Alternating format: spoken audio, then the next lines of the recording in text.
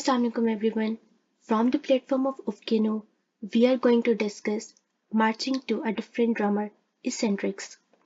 सोचिए, अगर कोई इंसान आम लोगों से हटकर कपड़े पहनता हो या रोजमर्रा जिंदगी में कुछ ऐसी आदतें रखता हो जो हमें थोड़ी सी ओड लगती हो, या फिर वो दुनिया को बिल्कुल मुख्तलिफ अंदाज से देखता हो, सवाल उठाता हो और चीजों को क्राउड से हटकर समझने की कोशिश करता हो, क्या हम फौरन फैसला कर लेते हैं कि ये एबनॉर्मल है, या फिर ये सिर्फ इस बात की निशानी होती है कि वो शख्स डिफरेंट है?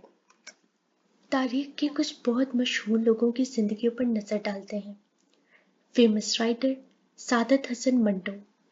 उनकी राइटिंग रो थी, अनकंफर्टेबल थी और सोसाइटी के लिए बहुत ज्यादा बोल्ड। लोग कहते थे ये लिखना नॉर्मल नहीं, ये हद से ज्यादा लिखता है, ये सोसाइटी के लिए खतरनाक है। लेकिन साइकोलॉजी के मुताबिक देखें तो मंटो की सोच डिसऑर्गेनाइज्ड नहीं थी।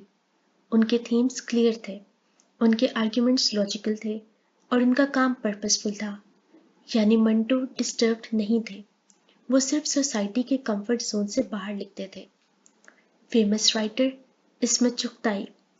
उन्होंने उन टॉपिक्स पर लिखा जिन पर बात करना मना समझा जाता था, जेंडर और रिलेशनशिप्स। इस्मत ने सब कुछ बेझिझक लिखा, इस वजह से उन्हें रिबेलियस कहा गया और उन पर केस भी चला। लेकिन साइकोलॉजिकली देखें तो इस्मत का काम इम्पल्सिव नहीं था, बल्कि डीपली रिफ्लेक्टिव और इंटेंशनल था। उनका डिफरेंस उनकी सोच थी, किसी डिसऑर्डर की निशानी नहीं। रेवोल्यूशनरी पोइट हबीब जालिब। वो अथॉरिटी को चैलेंज करते थे, रूल्स को फॉलो करने के बजाय उन पर सवाल उठाते थे। लोग अक्सर कहते थे ये बहुत जिद्दी है, ये सिस्टम के खिलाफ क्यों रहता है। साइकोलॉजी यहाँ एक वाज़ेह फर्क सिखाती है, पर्पसफुल रिबेलियन एबनॉर्मैलिटी नहीं होती। हबीब जालिब का अंदाज नॉन कन्फॉर्मिंग था, लेकिन उनकी फंक्शनिंग और रियलिटी बिल्कुल इंटैक्ट थी। रिनाउंड राइटर इंतजार हुसैन। उनकी कहानियां सीधी नहीं होती थी, वो वक्त, यादों और पहचान के गिर्द घूमती थी। कई लोग कहते थे ये लिखने का तरीका अजीब है, लेकिन साइकोलॉजी के लिहाज से नॉन लीनियर थिंकिंग का मतलब डिसऑर्गेनाइज्ड थिंकिंग नहीं होता। इंतजार हुसैन की राइटिंग सिंबॉलिक थी, कोहेरेंट थी और बहुत गहरी सोच की मिसाल थी।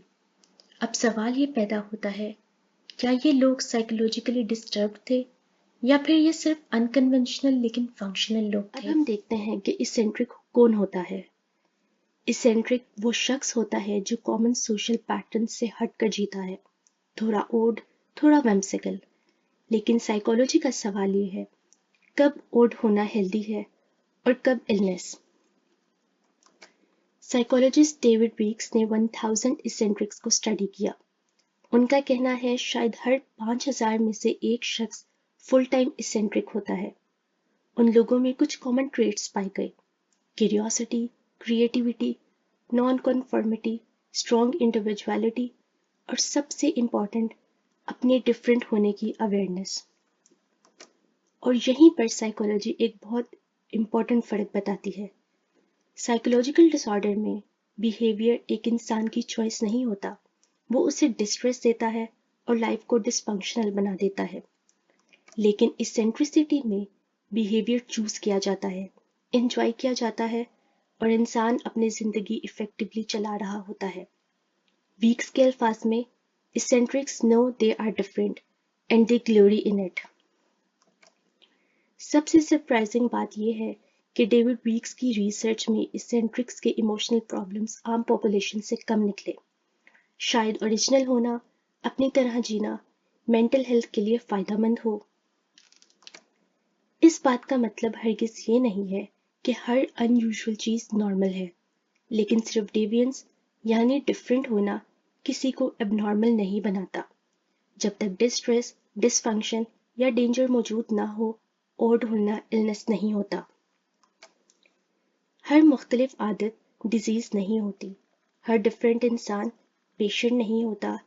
साइकोलॉजी हमें सिखाती है लेबल्स लगाने से पहले समझना सीखें, क्योंकि शायद being original is not a problem at all. Thank you so much.